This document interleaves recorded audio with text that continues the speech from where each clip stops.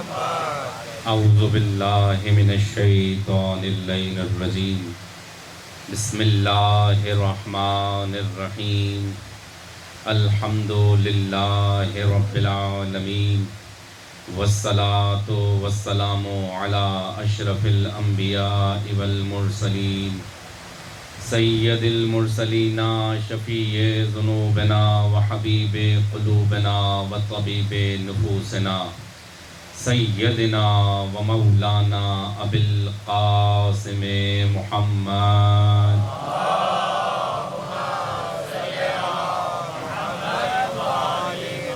ثم الصلاة والسلام على دعوة النبوية وصالة الحيدرية والعصمة الفاطمية والحلم الحسنية والشجاعة الحسينية والعبادة السجادية والمعاصر الباقرية والآثار الجعفرية والعلوم الكاظمية والحجج الرضوية وجود التقوية والنقابة النقوية والهيبة العسكرية والغيبة المولانا صاحب العصر والزمان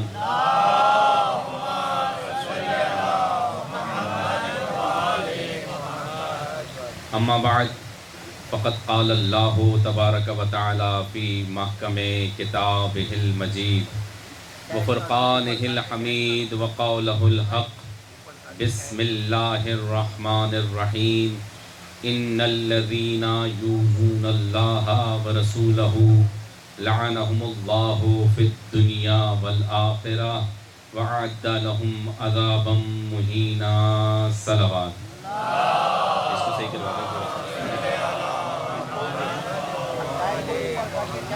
ایک اور صلوات ہدیہ کیجیے آل محمد کی طرف.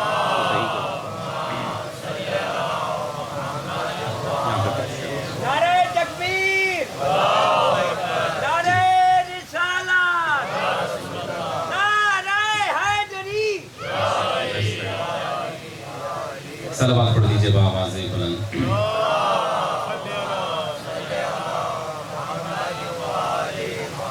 عزیزان گرامی قدر، اولاً تمام تر تعریف اس خالق کائنات کی کہ جس نے کائنات کو تخلیق فرمایا.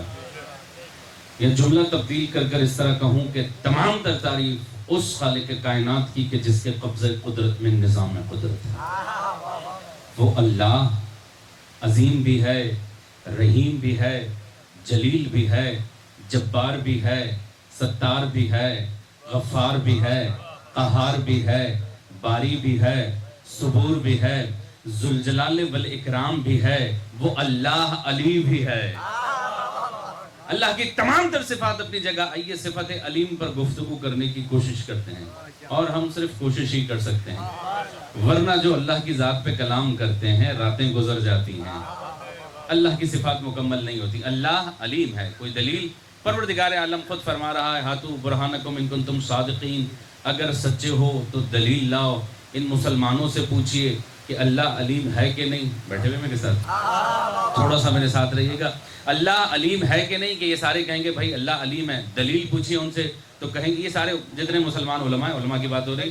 اب آپ دیکھیے کہ پاکستان میں ایک کمپنی بہت مشہور و معروف کمپنی قرآن چھاپتی ہے، اور اس کو جیسے ہی کھولیں گے آپ اس میں اللہ کی 99 صفات شروع میں ملیں گی. ہم یہ کہتے ہیں کہ وہ لامحدود 99 میں محدود ہوا کیسے؟ اب آپ نے لکھ دیا تو آپ نے کہیں علیم لکھا، کہیں عظیم لکھا. تو ہم گفتگو کر رہے ہیں کہ اللہ علیم ہے. دلیل کہیں گے کیا یہ زمین اللہ کے علیم ہونے کی دلیل نہیں؟ کیا یہ زمین اللہ نے بغیر علم کے بنا دی؟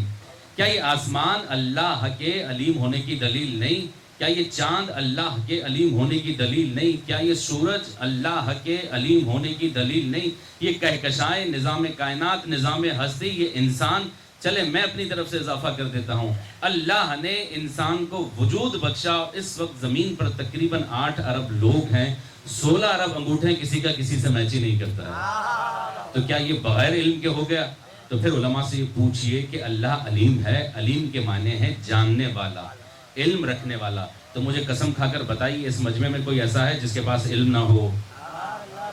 بیٹھے ہوئے میرے ساتھ کوئی ایسا بچہ، بزرگوں کی بات نہیں کر، کوئی ایسا بچہ ہے کہ جو نہ جانتا ہو؟ بھائی علیم کے معنی ہیں جاننے والا، اور وہ بھی علیم، ہم بھی علیم۔ فرق کیا ہے اس کے علیم ہونے میں اور ہمارے عالم ہونے میں؟ اس کے جاننے میں اور ہمارے جاننے میں فرق کیا ہے؟ بھائی دیکھیے مثال کے طور پر آج انسان نے اتنی ترقی کر لی کہ ہواؤں میں اڑ رہا ہے۔ کیسے اڑتا ہے؟ ابھی ہمارے دوست بتا رہے تھے کہ ان کے صاحبزادے کربلا گئے، پروردگار سب کو وہ زیارت نصیب فرمائے، اور وہ جو گئے وہ خیر سے واپس آئیں، اور جن کے راستے ابھی تک نہیں کھلے مولا پروردگار کربلا والوں کے صدقے ان کے راستے کھل جائیں۔ کیسے گئے؟ جہاز پہ اڑ کر گئے۔ یہ جہاز بنا کیسے؟ یہ جس نے پہلی دفعہ بنایا اس کے دماغ میں آیا کیسے کہ جہاز بنانا؟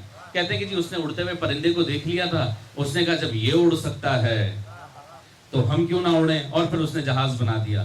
تو فرق اتنا ہے، جس نے جہاز بنایا تھا اس نے پرندے کو دیکھا، جس نے پرندہ بنایا تھا اس نے کسی کو دیکھا نہیں تھا۔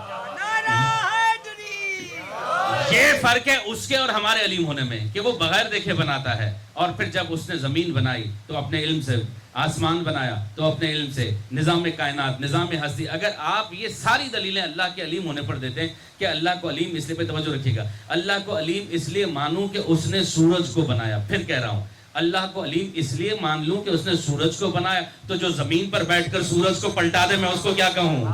اگر اللہ کو علیم اس لیے مانوں کہ اس نے چاند کو بنایا، تو جو زمین پر بیٹھ کر چاند کے 2 ٹکڑے کر دے میں اسے کیا کہوں؟ بھئی جب تخلیق کے ذریعے ہی اس کی عظمت کو بیان کرنا ہے، مخلوق کے ذریعے ہی اس کے علم کو بیان کرنا ہے، تو آئیے میں آپ کو اللہ کی ایسی مخلوق بتاؤں کہ اس نے اپنی مخلوق میں کچھ لوگ اتنے علم والے بنائے، اتنے علیم بنائے، اتنے علیم بنائے، خنجر چلے تو سجدہ کرتے ہیں، سر کٹ جائے تو قرآن پڑھا کرتے ہیں۔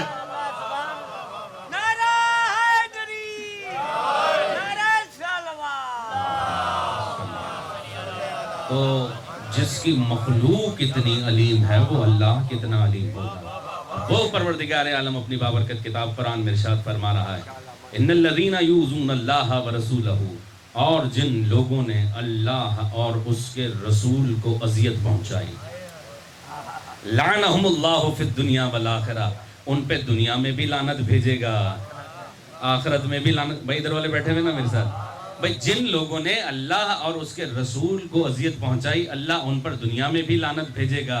یہ جو ہم سے بار بار سوال کرتے ہیں کہ لعنت کہاں سے لائے، یہ لعنت آپ نے دین میں کہاں سے ڈال دی، پہلے ان سے پوچھیے آپ نے نکالی کیسے؟ جب قرآن کہہ رہا ہے کہ اگر جو لوگ اللہ کو اور اس کے رسول کو اذیت پہنچائیں گے اللہ ان پر دنیا میں بھی لعنت بھیجے گا، آخرت میں بھی لعنت بھیجے گا، وَأَعَدَّ لَهُمْ عَذَابًا مُهِينًا، اور انہیں ذلیل کر دینے والے عذاب میں مبتلا کر دے گا۔ تو یہ ساری چیزیں اپنی جگہ، آیت میں نے پڑھ دی، ترجمہ میں نے کر دیا۔ مجھے یہ بتائیے وہ کون لوگ ہیں جو اللہ کو اذیت پہنچاتے ہیں؟ بھئی اتنی مجال کس کی ہو گئی کہ اللہ کو اذیت پہنچائے؟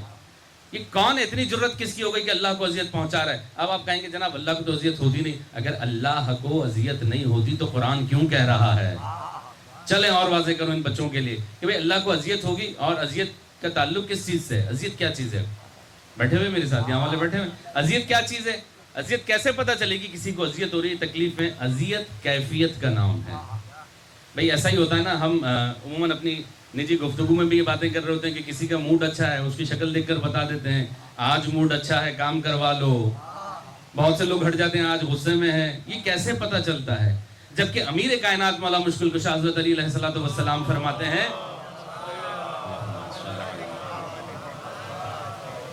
لا کیف لہو ولا حیث لہو ولا عین لہو، اس کی کوئی کیفیت نہیں ہے، وہ کسی خاص حیثیت میں نہیں ہے، اس کا کوئی ایک مکان نہیں ہے، نہ کوئی زمان، نہ کوئی مکان، نہ کوئی حیثیت، نہ کوئی کیفیت۔ جب کیفیت ہے ہی نہیں تو یہ اذیت کیسے پہنچے گی؟ اچھا تو اذیت کا پتہ کیسے چلتا ہے؟ میں نے بھی مثالیں دی کچھ، چہرے سے پتہ چلتا ہے۔ چہرہ بتا رہا ہوتا ہے کہ خوشی میں ہے یا تکلیف میں ہے، تو اللہ کا تو کوئی چہرہ ہے ہی نہیں۔ بھئی جب اللہ کا چہرہ نہیں ہے تو وہ کیفیت کیسے پتہ چلے گی؟ اچھا اللہ کا کوئی چہرہ نہیں ہے، اور مثال کے طور پر اگر اللہ کا کوئی چہرہ نہیں، یہ طے ہو گیا کہ اللہ کا کوئی چہرہ نہیں ہے، تو پروردگار عالم فرما رہا ہے کل من علیہا فان الا وجہ ربک ذو الجلال والاکرام، اس زمین پر جو ہے فنا ہو جائے گا سوائے رب ذو الجلال والاکرام کے چہرے کے۔ اب اس مثال کو اور واضح کر دوں کہ مثال کے طور پہ ابھی ہم ڈیفنس میں بیٹھے ہوئے کراچی میں، اور سارے ڈیفنس کے حضرات آئے، اور میں نے کہا کہ جی علی صاحب نہیں آئے، کہا جی علی صاحب تو کراچی میں رہتے ہی نہیں ہیں. بات پہنچ رہی ہے؟ اچھا کیوں؟ کیونکہ میں بات کراچی والوں بھی کر رہا ہوں. آپ کہہ رہے ہیں وہ تو حیدرآباد میں رہتے ہیں. اس کا مطلب یہ ہوا کہ جب مثال دی جائے تو اس علاقے کے مطابق دی جاتی ہے. اللہ فرما رہا ہے کہ زمین پہ جو ہے وہ فنا ہو جائے گا. کل من علیہا فان الا وجہ ربک ذو الجلال، سوائے اس ذو الجلال والاکرام کے چہرے کے. تو اب یہ کہہ دیجئے کہ یہ چہرہ اللہ کا تھا تو اللہ تو زمین پہ رہتا نہیں ہے. اس کا مطلب کوئی ایسا چہرہ ہے جو زمین پر رہتا ہے جس کے لیے کہا گیا کہ سب فنا ہو جائے گا. کل شیء ہالک، سورہ قصص آیت نمبر 88. کل شیء ہالک الا وجہہ، ہر کچھ جو بھی ہے زمین پر سب ہلاک ہو جائے گا سوائے اس کے چہرے کے. تو یہ چہرے کو چہرہ وجہ کیوں کہتے ہیں؟ وجہ کسی بھی شے کو بیان کرنے کا سبب بنتا ہے. مثال کے طور پر کوئی اس طرف منہ کر کے جا رہا ہے، آپ کیسے پہچانیں گے کون جا رہا ہے؟ آتے ہوئے کو پہچان لیں گے، جاتے ہوئے کو نہیں پہچانیں گے. یعنی یہ چہرہ انسان کی شخصیت کو بیان کرنے کا سبب بنتا ہے. اسی لیے اللہ نے اپنی پہچان کے لیے کچھ سبب قرار دیے. کنت کنزا مخفیہ فاحببت ان اعرف فخلقت نور محمد وآل محمد. میں چھپا ہوا خزانہ تھا، میں نے چاہا کہ پہچانا جاؤں.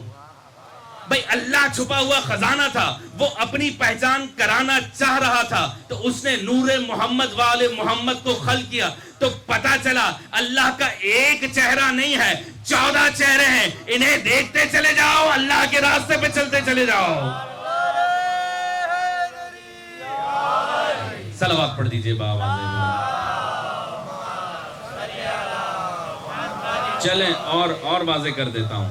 بھئی آپ کو ایک حدیث ملے گی تخلق باخلاق اللہ، کہ اللہ کے اخلاق پہ چلو. اللہ کے اخلاق پہ چلو. بھئی اللہ کے اخلاق پہ کیسے چلیں؟ کوئی ہے جو اللہ اخلاق کسے کہتے ہیں؟ کسی کا بھی کوئی خاص رویہ، کوئی خاص طریقہ، اسے اخلاق کہتے ہیں.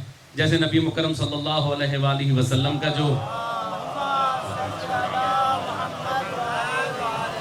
جو بھی رویہ تھا اسے اخلاق محمدی کہا جائے گا. اب اللہ کے اخلاق پہ کیسے چلے بندہ؟ اللہ کی تو کوئی بیوی نہیں ہے. بیٹھے ہوئے میرے ساتھ، اللہ کی کوئی بیوی نہیں ہے، اللہ کا کوئی بھائی بھی نہیں ہے، کوئی بیٹا بھی نہیں ہے، کوئی پڑوسی بھی نہیں ہے. تو بھائی اسی طریقے کو تو اخلاق کہا جاتا ہے. جب اس کی بیوی نہیں تو مجھے کیسے پتا چلے گا میں اپنی بیوی کے ساتھ کیسے رہوں؟ جب اس کا کوئی بیٹا نہیں ہے تو میں کیسے چلوں اپنے بیٹے کے ساتھ اس کی طرح؟ جب اس کا کوئی بھائی نہیں ہے تو میں اس کے اخلاق پہ کیسے چلوں؟ یہی تو بتا رہے ہیں کہ اللہ نے کچھ چہرے ایسے بنا دیے، ان کے راستے پہ چلتے چلے جائیے، اللہ کے اخلاق سیکھتے چلے جائیے. صلوات پڑھ دیجئے بآواز بلند. بھائی اب اگر یہ بآواز بلند تھی تھوڑا اس سے صلوات پڑھ دیجیے.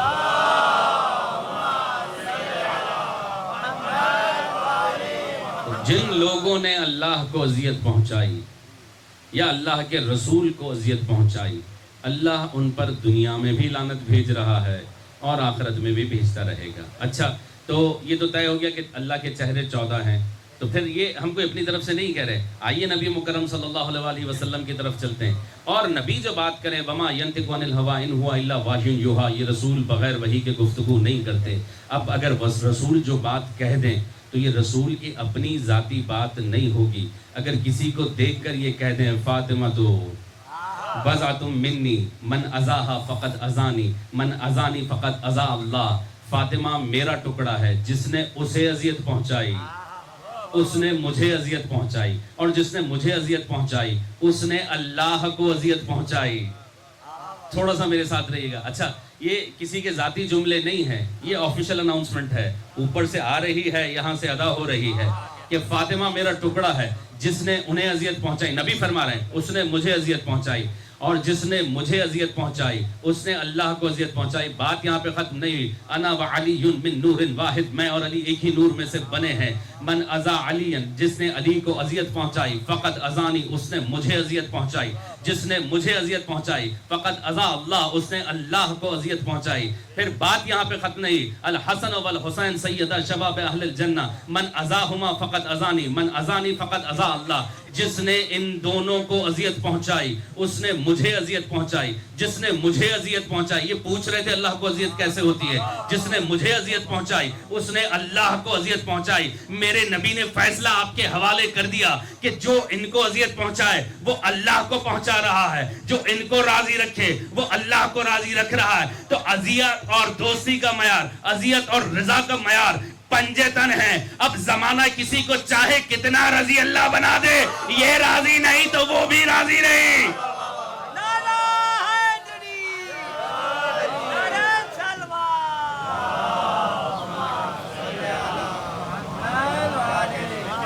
جس نے اللہ کو اذیت پہنچائی، اللہ اس پر دنیا میں بھی لعنت بھیجے گا، آخرت میں بھی لعنت بھیجے گا. اور پھر یہ لعنت کی باتیں، لعنت اصل میں گالی گلوچ کا نام نہیں ہے.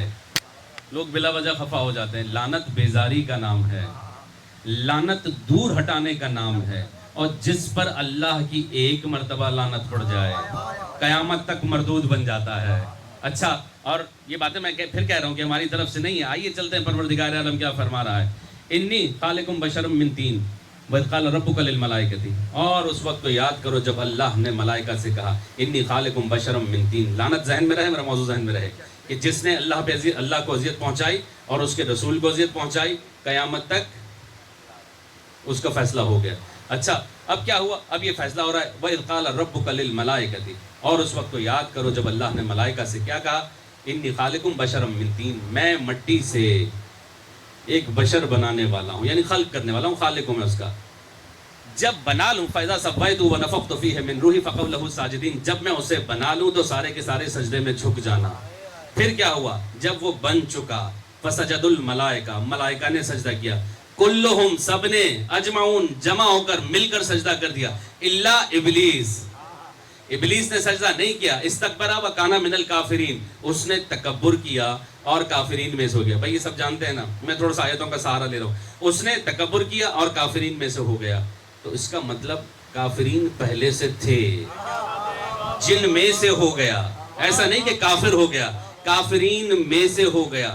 جیسے ہی اس نے انکار کیا، پروردگار عالم فوراً کہنے لگا، قالا، اس نے کہا، یا ابلیس ما منعک ان تسجد لما خلقت بیدی.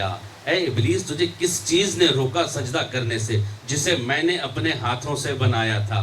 استکبرت ام کنت من العالین، تو تکبر کر کے علی والوں میں سے بن گیا، تو تکبر کر کے عالین میں سے بن گیا. اچھا، آیت کیسے شروع ہوئی؟ قال یا ابلیسو، اے ابلیس، یا ابلیسو. قاری پڑھتا بھی ہے، حافظ حفظ بھی کرتا ہے، مفتی دہراتا بھی ہے، مولوی بھی پڑھتا ہے. یہ یا ابلیسو تمہیں سمجھ میں آتا ہے یا علی سمجھ میں نہیں آتا؟ قال یا ابلیسو، اے ابلیس، کس چیز نے سجدہ کرنے سے روکا جسے میں نے اپنے ہاتھوں سے بنایا؟ استکبرت ام کنت من العالین، کیا تم تکبر کر کے اپنے آپ کو عالین میں سے سمجھتے ہو؟ اس کا مطلب عالین کوئی اور تھے، جن تک کوئی نہیں پہنچ سکتا. توجہ فرما رہے ہیں. اب کیا کہنے لگا؟ خلقتنی من نار انا خیر منہ، میں اس سے بہتر ہوں. خلقتنی من نار وخلقتہ من طین، مجھے آگ سے بنایا، اسے مٹی سے بنایا. یعنی اس نے یہ طے کر لیا کہ آگ مٹی کے سامنے نہیں جھک سکتی. اب یہ پروردگار عالم کی بارگاہ میں بحث و مباحثہ ہو رہا ہے. جیسے اس نے کہا، قالا، پروردگار عالم نے کیا کہا؟ فخرج منہا فانک الرجیم، یہاں سے نکل جا کہ تو دھتکار دیا گیا ہے. ان علیک، جس کے لیے پوری زحمت دی، ان علیک لعنتی الی یوم الدین، تجھ پر قیامت تک اللہ کی لعنت ہے. کیا کیا تھا؟ جس نے اللہ کو اذیت پہنچائی، اس کے رسول کو اذیت پہنچائی. اب یہ کس کو پہنچا رہا ہے اذیت؟ اللہ کو پہنچا رہا ہے یا اس کے رسول کو پہنچا رہا ہے؟ ابھی آدم کو بنایا ہے، بنا کے مکمل نہیں کیا. فَإِذَا سَوَيْتُهُ، جب بنا لوں، وَنَفَخْتُ فِيهِ مِنْ رُوحِي، جب اپنی روح ڈال دوں تو سجدے میں جانا. بھائی تھوڑا سا میرے ساتھ رہے گا. جب بنا لوں اور روح ڈال دوں تو سجدے میں چلے جانا. سارے چلے گئے، اللہ ابلیس نہیں گیا، تکبر کرتا رہا. اور پھر فرمایا، ان علیک لعنتی الی یوم الدین، قیامت تک تجھ پر خدا کی لعنت. پروردگار امیر کائنات نہج البلاغہ میں فرماتے ہیں 6000 سال تجھے سجدہ کرتا رہا، ایک سجدہ نہیں کیا تو جانے دیتا. ایک سجدہ نہیں کیا تو جانے دیتا. کہا نہیں، مسئلہ یہ نہیں ہے، مسئلہ حکم الہی کا ہے، احترام نبوت کا ہے. ابلیس کا قصور اتنا تھا کہ اس نے آدم کی بزم میں رہ کر آدم کا احترام نہیں کیا. بھائی میرے ساتھ رہے گا. اس کا قصور اتنا تھا کہ آدم کی بز میں رہ کر احترام نہیں کر پایا. اس نے آدم کا احترام, ابھی آدم نے نبوت کا کوئی حق ادا نہیں کیا, ابھی زمین پر نہیں آئے, کسی کو نبوت کی تعلیم نہیں دی, بس اللہ کو اتنا جلال آیا, اِنَّ عَلَيْكَ لَعْنَتِي إِلَىٰ يَوْمِ الدِّينِ, قیامت تک لعنتی بنا دیا. تو جو آدم کے ساتھ رہ کر آدم کا احترام نہ کرے قیامت تک لعنتی بن جاتا ہے. تو جو آدم کے آقا محمد کے ساتھ رہ کر ان کا احترام نہ کرے, اللہ جانے اس پر کتنی لعنتیں برستی ہوں گی.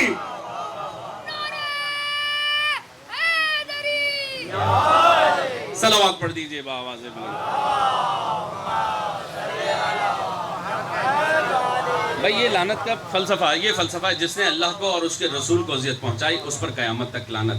اب کیا ہوا, ہونا تو یہ چاہیے تھا کہ معافی مانگ لیتا, کہنے لگا قال رب فانظرنی الی یوم یبعثون, پروردگار قیامت تک موقع دے دے. ارے ابھی تو لڑائی ہو رہی تھی, ابھی تو نکالے گئے ہو. کتنا یقین تھا اسے اللہ پر, کتنا یقین تھا اللہ کے اوپر کہ کہنے لگا پروردگار قیامت تک موقع دے دے. قال فإنک من المنظرین, جاؤ ہم نے تمہیں موقع دیا, الی یوم وقت المعلوم, معلوم وقت تک موقع دے دیا. اسے پتا تھا اللہ کون ہے, اور اللہ بھی وہ ہے, ابلیس بھی مانگے تو نہیں ٹھکراتا, ابلیس بھی مانگے تو دے دیتا ہے. اچھا اس نے مہلت مانگی, ادھر سے دے دی. جیسے ہی مہلت ملی پھر کہنے لگا قال فبعزتک, پروردگار تیری عزت کی قسم, لأغوینہم اجمعین, ان سب کو گمراہ کر دوں گا, الا عبادک منہم المخلصین, سوائے مخلص لوگوں کے سب کو گمراہ کر دوں گا. بھائی اغوا کا انگریزی ترجمہ کیا ہوگا؟ ہاں یہ ابلیس کڈنیپ کرنے کے لیے بیٹھا ہوا ہے.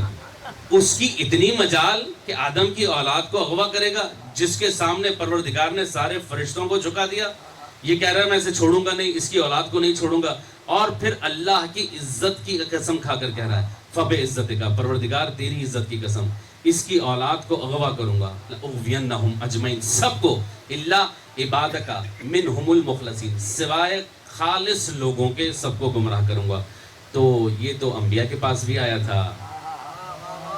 بھائی تھوڑا سا میرے ساتھ رہے گا, یہ تو انبیاء کے پاس, کیا ابراہیم کے پاس نہیں آیا تھا کہ کیا کر رہے ہو بیٹا, ذبح کر رہے ہو؟ کیا اسماعیل کے پاس نہیں آیا تھا کہ اپنے باپ کو سمجھاؤ کہ تمہیں ذبح کر رہے ہیں؟ ہر نبی کے پاس آیا. تو یہ خالص لوگ کون تھے جن کے پاس کہہ رہا تھا کہ میں نہیں جاؤں گا سوائے خالص لوگوں کے؟ چلے پھر کبھی. اچھا الا عبادک المخلصون, ساری بات چھوڑ دی میں نے. مجھے یہ بتائیے ابلیس کا جھگڑا آدم کے ساتھ, تھوڑا سا پیچھے والے میرے ساتھ رہیں گے, ابلیس کا جھگڑا آدم کے ساتھ, بدلہ کس سے لے رہا ہے؟ آدم کی اولاد سے. بھائی ہونا تو یہ چاہیے تھا کہ آدم سے کہہ دیتا کہ بھائی میں اس کو نہیں چھوڑوں گا, بدلہ آدم کی اولاد سے لے رہا ہے. کچھ ابلیسی مزاج کو سمجھیے, جس کے ساتھ جھگڑا ہوتا ہے بدلہ اس سے نہیں لیتا. آج حسینی پریشان ہوتا ہے تو پریشان ہونے کی ضرورت نہیں ہے. آج اگر کسی کا جھگڑا حسین سے ہے, بدلہ حسینیوں سے لے رہا ہے, تو سمجھ جائیے گا حلیہ جیسا بھی ہو مزاج شیطان والا ہے.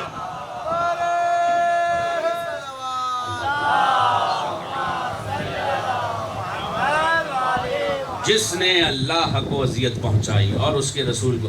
آج انسان اتنا سرکش ہو گیا, تھوڑا سا علم کیا ہے وہ کہتا ہے جو علم ہے ہمارے پاس ہے. اور پھر یہ علم یہاں تک کہ امام جعفر صادق علیہ السلام کے زمانے میں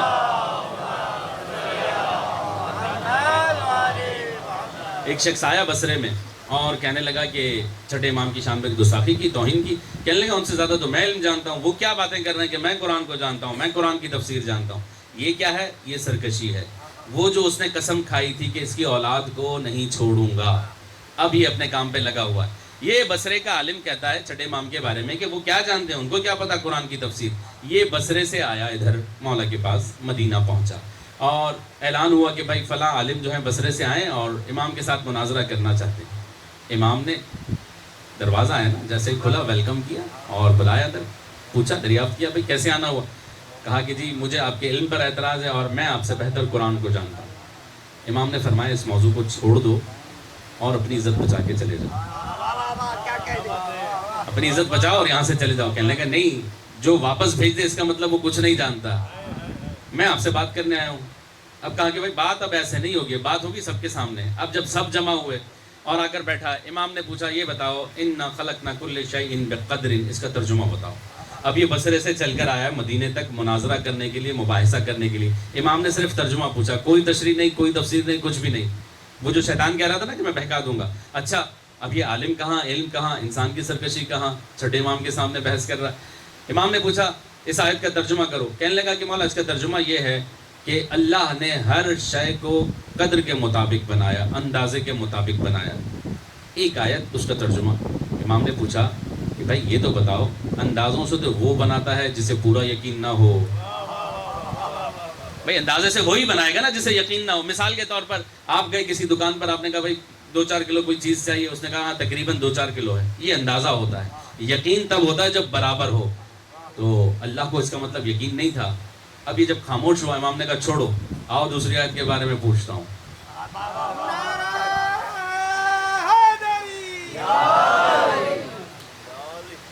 ایک سلوات پڑھ دیجیے بابا.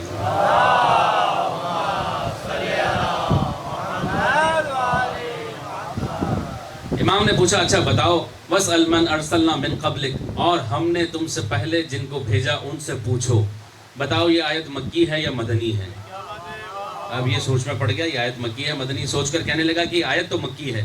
امام نے پوچھا اس کا ترجمہ یہ ہے کہ اے رسول ان رسولوں سے پوچھو جنہیں تم سے پہلے بھیجا ہے. تو مجھے یہ بتاؤ کہ مکے میں کتنے رسول تھے جن سے پوچھنے کے لیے اللہ نے کہا کہ بھائی ان سے پوچھو جو تم سے پہلے آئے؟ تو مکے میں نہیں تھے. کہنے لگا آپ ہی بتا دیجئے کہ وہ کہاں تھا. کہنے لگے، فرمایا کہ یہ آیت معراج کی ہے.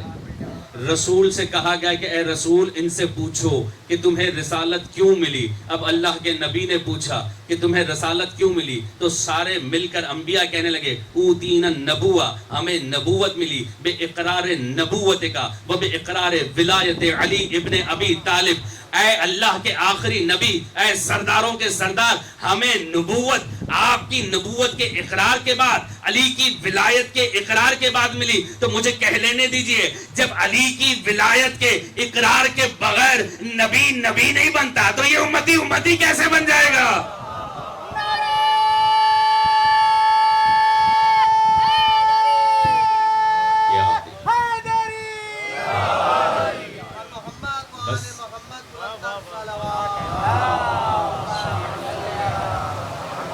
بس یہی پہ مناظرہ ختم ہو گیا 2 آیتوں میں. کہنے لگا جناب آپ جیتے ہم ہارے. تو بات یہ ہے کہ انسان اتنا سرکش ہو جاتا ہے. اور میں نے جیسے ابتدا میں کہا کہ ہم کون ہوتے ہیں کہ اللہ کی صفت پہ بات کریں. ایک دفعہ ابن عباس آئے امیر کائنات کی خدمت میں، کہنے لگے کہ آئیے مجھے سورہ فاتحہ کی تھوڑی سی تفسیر بتائیے. فرمایا لکھو بسم اللہ الرحمن الرحیم. اب بسم اللہ الرحمن الرحیم ابن عباس نے لکھا. بھائی توجہ چاہتا ہوں، جو آ رہا ہے وہ بیٹھ جائے جہاں جگہ مل جائے، بس توجہ میری طرف ہے. ابن عباس نے تفسیر کو لکھنا شروع کیا. بسم اللہ الرحمن الرحیم ابن عباس لکھ رہے ہیں، امیر کائنات بتا رہے ہیں، کرتے بتاتے یہاں تک فجر کی اذان ہوئی. ابن عباس نے جیسے ہی آواز سنی کہنے لگے یا علی ابھی تو بے کی تفسیر مکمل نہیں ہوئی، یا علی ابھی تک بے کی تفسیر مکمل نہیں ہوئی. اذان ہو گئی. فرمایا اگر ہم تمہیں صرف فاتحہ کی تفسیر بتا دیں تو اتنی وزنی ہوگی کہ 70 اونٹوں پر لادی جائے گی. تو سمجھ میں آ گیا کہ اللہ کو بیان کرنے والے کون لوگ ہیں. اور ابن عباس براہ راست امیر کائنات کے شاگرد. اور ایک زمانہ آیا کہ امیر شام سے مکہ پہنچے اور کسی نے درباری شخص نے شکایت لگا دی کہ بھائی ابن عباس قرآن کی تفسیر کا درس کم دیتے ہیں، علی کے فضائل زیادہ بیان کرتے ہیں.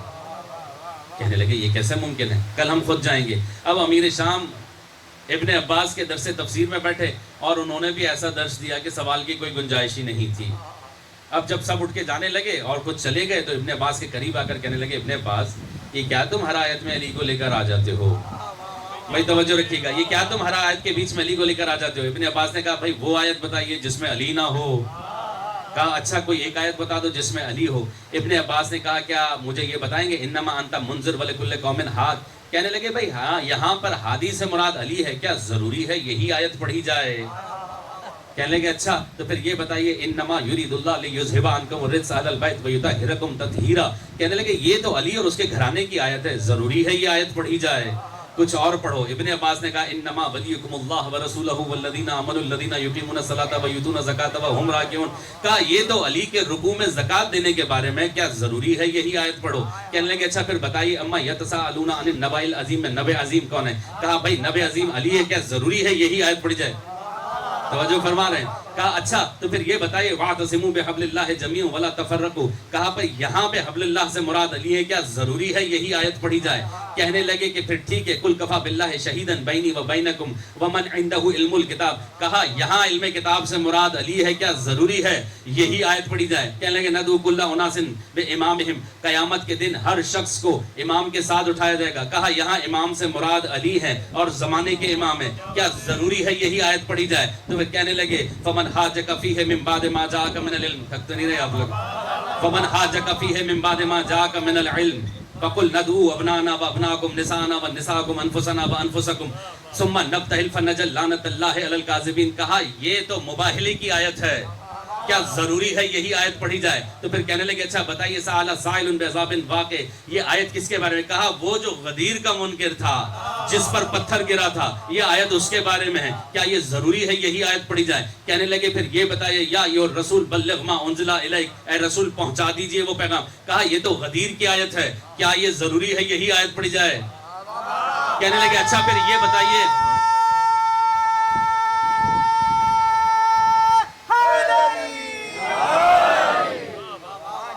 اچھا پھر یہ بتائیے الیوم اکملت لکم دینکم. کہا یہ تو غدیر کے بعد کی آیت ہے، کیا ضروری ہے یہی آیت پڑھیں؟ ابن عباس نے دامن چھاڑا، اٹھ کر کھڑے ہوئے. کہنے لگے اچھا اب آپ ہی بتا دیجئے کون سی آیت پڑھوں؟ کہنے لگے یہ کیوں نہیں پڑھتے وَإِذَا زُلْزِلَتِ الْأَرْضُ زِلْزَالَهَا، اور جب زمین کو زلزلہ آیا. ابن عباس نے کہا اس میں بھی علی کے فضائل ہیں. کہنے لگا یہاں کون سی فضیلت؟ کہا آپ بھول گئے جب مدینے میں زلزلہ آیا تھا، علی نے زمین پر ٹھوکر مار کر کہا اے ابو تراب، اے تراب، ابو تراب تمہیں حکم دیتا ہے رک جاؤ. زمین رک گئی. اب یہ امیر شام اٹھا اور کہنے لگا یہ کیوں نہیں کہتے کہ جب تک قرآن رہے گا ذکر علی رہے گا؟ میں اپنی طرف سے کہہ رہا ہوں کہ امیر شام نے یہ حدیث نہیں سنی تھی کہ علی قرآن کے ساتھ ہے، والقرآن مع علی، کہ جب تک قرآن رہے گا. بھئی جب قرآن کو فنا نہیں تو ذکر علی کیسے فنا ہو جائے گا؟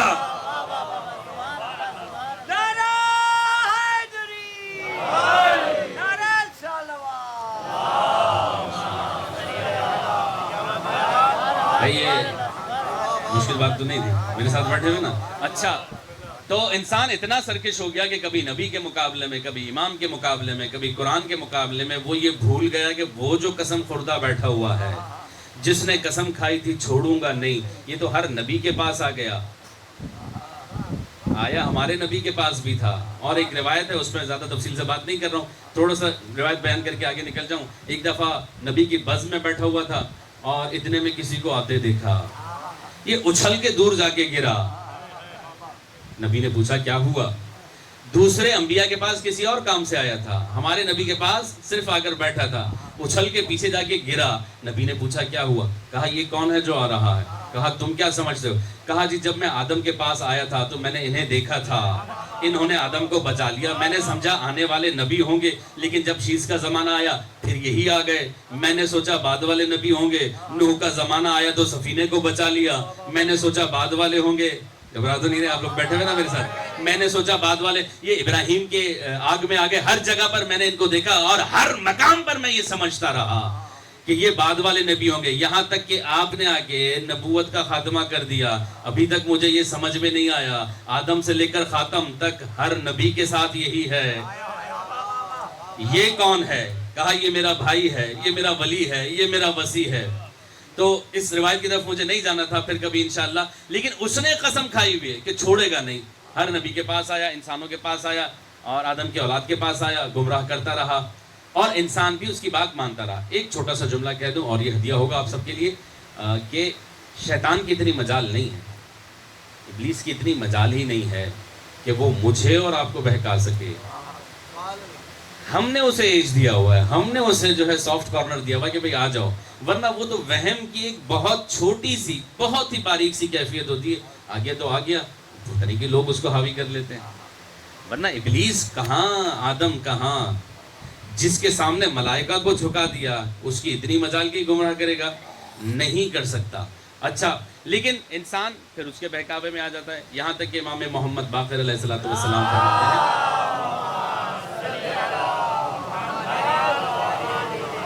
انسان کا دل شیشے کی طرح صاف ہے، وہ جب پہلی دفعہ گناہ کرتا ہے اس کے دل پہ ایک کالا دھبا پڑتا ہے، بلیک ڈاٹ جسے کہتے ہیں، اس کے بعد پھر آہستہ آہستہ گناہ کرتا جاتا ہے، دل سیاہ ہو جاتا ہے۔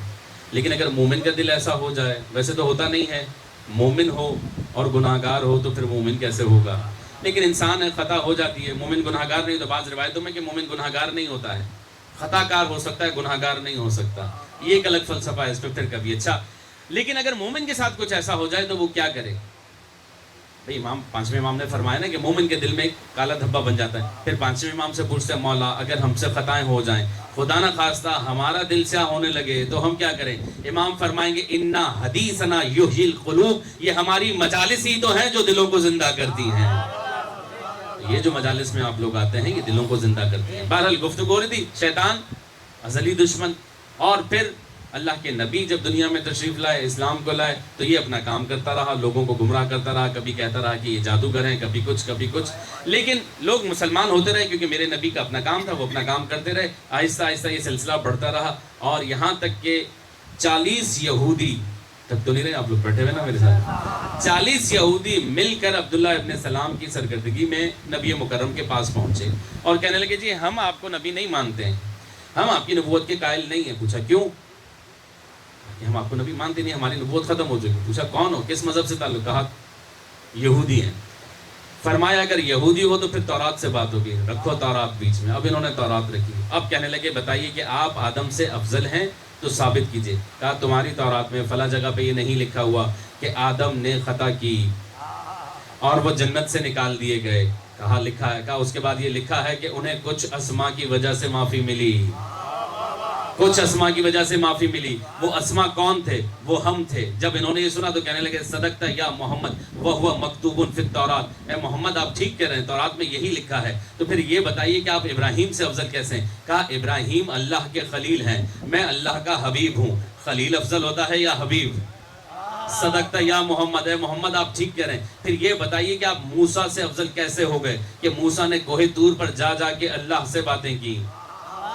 کہنے لگے فرمایا کہ تمہاری تورات میں یہ نہیں لکھا کہ موسیٰ نے تورات کوہ طور پہ جا کے اللہ سے باتیں کی؟ کہا لکھا ہے۔ کیا اس کے بعد یہ نہیں لکھا کہ ایک آئے گا جو عرش پہ جا کے اللہ سے باتیں کرے گا؟ تو یہ بتاؤ کوہ طور پہ جا کے باتیں کرنے والا افضل ہو گیا یا معراج پہ جا کے اللہ سے بات کرنے والا افضل؟ کہنے لگا صدقت یا محمد وہو مکتوب فی التوراۃ۔ اب یہ کرتے کرتے اتنے بحث مباحثے کے بعد سارے کہنے لگے نشہد ان لا الہ الا اللہ وَأَنَّكَ محمد رسول اللہ، ہم گواہی دیتے ہیں کہ اللہ کے علاوہ کوئی معبود نہیں اور اے محمد آپ ان کے رسول ہیں۔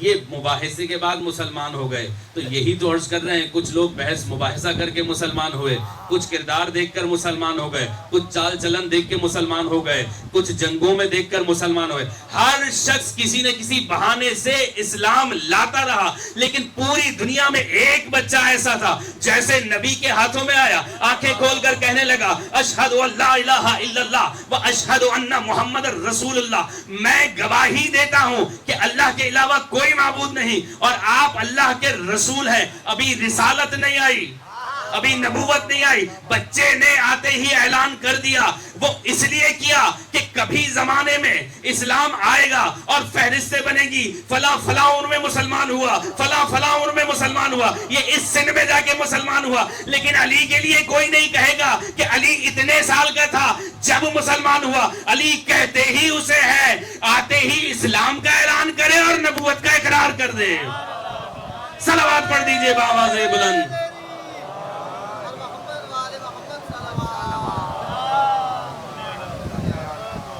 بھائی مجھے، اور میں اکثر کہتا ہوں امید نہیں بلکہ یقین ہے کہ آپ اس سے بہتر صلوات پڑھ سکتے ہیں۔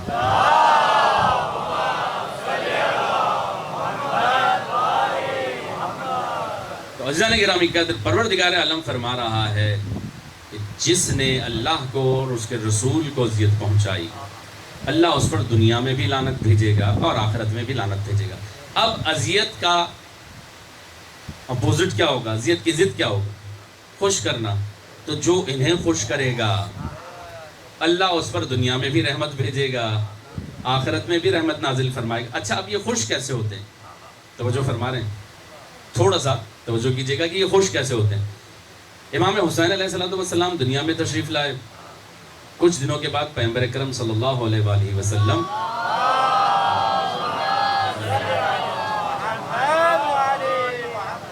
گریا کرتے ہوئے آئے۔ خوشی بتا رہا ہوں یہ خوش کیسے ہوتا ہے۔ گریا کرتے ہوئے تشریف لائے۔ جناب سیدہ نے پوچھا لما تبکی بابا کیوں رو رہے ہیں؟ فرمایا کہ ابھی جبرائیل آئے تھے اور کہنے لگے کہ یہ بچہ کربلا میں 3 دن کی بھوک اور پیاس کے بعد شہید کر دیا جائے۔ یہ خوش کیسے ہوتا ہے؟ جناب سیدہ نے پہلا سوال یہ کیا بابا آپ ہوں گے؟ فرمایا نہیں۔ بابا علی ہوں گے؟ فرمایا نہیں۔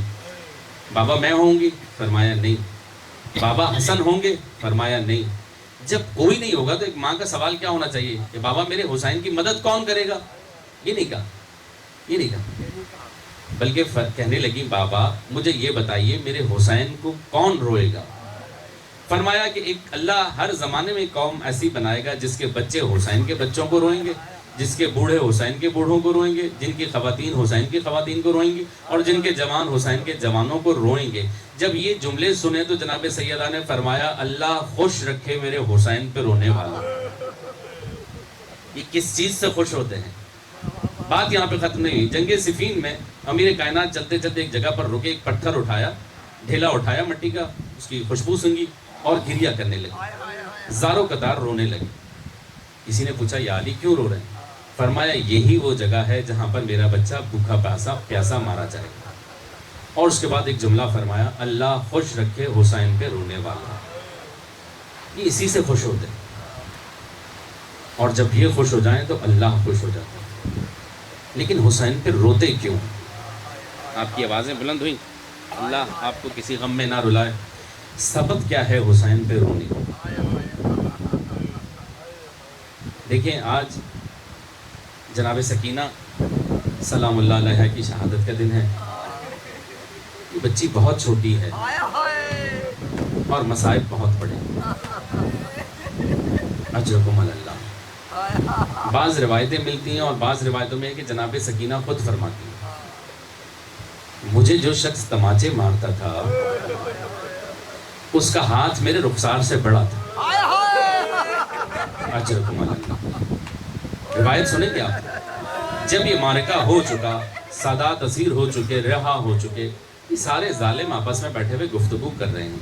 کسی نے شمر سے پوچھا عزادارو سیدو مجھے معاف کریں، کسی نے شمر سے پوچھا شمر یہ بتاؤ تم بچی کو تماچے کیوں مارتے؟ کہنے لگا جب میں اسے مارتا تھا تو مجھے مزہ آتا۔ کسی نے پوچھا مزے کی کیا بات ہے؟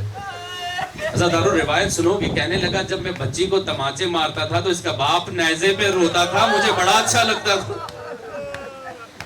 اجرکم اللہ، اجرکم اللہ۔ عزادارو اللہ کسی غم میں نہ رلائے۔ ہو گئی اسیر حسین کی بیٹی، پہنچ گئی زندان شام۔ اجرکم اللہ۔ آپ نے روایتیں سنی ہوگی، علماء پڑھتے ہیں کہ جب امام زین العابدین سے کسی نے پوچھا کہ مولا سب سے زیادہ سخت منزل کون سی تھی، امام نے 3 مرتبہ فرمایا شام شام شام۔ علماء کہتے ہیں پہلی شام سے مراد بازار شام ہے، دوسرے شام سے مراد دربار شام ہے، اور تیسری شام سے مراد زندان شام ہے۔ یہ روایت سنی۔ ایک اور روایت سنیے کہ جناب زینب سے مدینے میں کسی نے پوچھا کہ بی بی آپ کے اوپر سخت منزل کون سی تھی؟ کہنے لگی پوچھنے والی کیا پوچھتی ہو، ہمارے اوپر سب سے زیادہ سخت منزل جو تھی وہ زندان شام تھا۔ کہنے لگے بی بی آپ کے سامنے آپ کے بھائی کو ذبح کر دیا گیا، کیا اس سے بھی زیادہ سخت تھا؟ آپ کے سامنے علی اکبر کے کلیجے میں برچھی اتار دی گئی، آپ کے سامنے قاسم کو ٹکڑوں میں تقسیم کر دیا گیا۔ کہا کہ زندان شام اس لیے سخت تھا کہ جب رات ہوتی تھی یہ بچی زندان میں ادھر سے ادھر جاتی تھی اور کہتی تھی بابا مجھے نیند آ رہی ہے، ایک دفعہ اپنے سینے پہ سلا دو، اور ہمارے پاس کوئی جواب نہیں ہوتا تھا۔ اجرکم اللہ۔ عزادارو ایک دفعہ یہ بچی رو رو کر سوئی اور چیخ مار کر اٹھی۔ جناب زینب نے کہا سکینہ کوئی خواب دیکھ لیا ہے؟ کہنے لگی ہاں پھپھی اماں میں نے خواب دیکھا۔ سکینہ میری جان کیا خواب دیکھا؟ کہا پھپھی اماں میں نے دیکھا کہ 5 ناکے ہیں نور کے جو آگے کی طرف آ رہے ہیں اور ملائکہ ان کی مہار لے کر آ رہے ہیں۔ میں نے کسی سے پوچھا یہ پہلا ناکہ کس کا ہے؟ کہا یہ آدم ہے، اس کے پیچھے ابراہیم، اسماعیل، عیسیٰ. میں نے آخری ناکے کا پوچھا، کہا یہ محمد رسول اللہ ہے. جب میں نے یہ سنا کہ یہ اللہ کے نبی ہیں، دوڑتی بھی گئی کہ شکایت دوں، لیکن پھپھی اماں میں نے عجیب منظر دیکھا. پیچھے 5 اور ناکے تھے جن پہ بیویاں سوار تھی. میں نے پوچھا یہ کون ہے؟ کہا یہ ہوا، یہ سارا، یہ مریم، یہ آسیہ. پھپھی اماں میں نے آخری ناکا دیکھا، اس پہ جو بیوی سوار تھی اس کی حالت بڑی غیر تھی، وہ مسلسل گریہ کر رہی تھی. میں نے پوچھا یہ کون ہے؟ کہا یہ فاطمہ زہرا. دادی جان کا جیسے نام سنا میں دوڑتی بھی گئی. میں نے کہا دادی، بابا حسین کو مار دیا، اکبر کو مار دیا، قاسم کو مار دیا، دادی میرے گوشوارے چھین. اجرکم اللہ، اجرکم اللہ. ادادارو جناب سکینہ کہتی ہے پھپھی اماں جیسے ہی میں نے شکایتیں دی، دادی اماں نے ایک خون بھرا کرتا نکالا. کہا سکینہ گریہ نہیں کرو، یہ حسین کا کرتا ہے. اللہ کی بارگاہ ہمیں لے کے جاؤں گی اور پوچھوں گی بے آئیے ذنب قتلت، پروردگار میرا بچہ کس جرم میں مارا. اجرکم اللہ. ہو گئی مجلس. ازادارو اللہ کسی غم میں نہ رلائے. بس یہ بچی کا گریہ بڑھا. ایک دفعہ یزید کے سپاہی بے قرار ہوئے، یزید کے پاس گئے. کہا کہ بچی سو نہیں رہی. پوچھا کون ہے بچی؟ کہا حسین کی بیٹی. کیوں رو رہی ہے؟ کہا حسین کے لیے. کہا جا کے دے دو حسین کی گردن. اجرکم اللہ. ازادارو جیسے ہی امام حسین کے سر مبارک، اپنے آپ کو شام لے جائیے ازادارو زندان شام میں تصور کیجئے. جیسے ہی جناب سکینہ کے سامنے سر مبارک کو لایا گیا، کہتے ہیں کہ ایک تشت پہ سر مبارک ہے، اوپر سے کپڑا ہے، ایک شکی ہاتھ میں شمع لی آ رہا ہے. جناب سکینہ نے جیسے ہی دیکھا ٹانگوں سے لپٹ گئی امام زین العابدین کے، رو کر کہنے لگی بھیا مجھے کھانا نہیں چاہیے، مجھے بابا سے ملوا دیجئے. ادادارو جیسے ہی شکی نے سنا ایک دفعہ کپڑا ہٹایا، جناب سکینہ نے بابا کی کٹی گردن دیکھی، ایک دفعہ قریب آئی اور ایک جملہ کہا، بابا بابا آپ کی گردن کی رگیں کیسے؟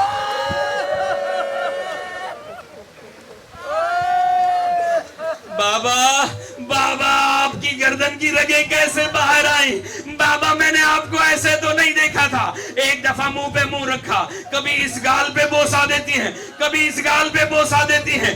بوسے دیتے دیتے شاید کہ میرے امام کے سر مبارک سے آواز آئی ہو، شاید کہ میرے امام کے سر مبارک سے یہ آواز آئی ہو، وہ سکینہ اب وہ سینہ نہیں جس پہ تم سویا کرتی تھی، اگر آرام کرنا چاہتی ہو ارے گال پہ گال رکھ دو. سکینہ نے گال پہ گال رکھا. کچھ دیر کے لیے خاموشی ہوئی. جناب ام رباب کی نگاہیں جناب زینب پر، جناب زینب کی نگاہیں امام زین العابدین پر. امام زین العابدین سے کہنے لگی سجاد یہ سکینہ کیوں خاموش ہو گئی؟ امام نے کوئی جواب نہیں دیا. پھر کہا سجاد بتاتے کیوں نہیں؟ اب عجیب انداز میں جواب دیا. امام زین العابدین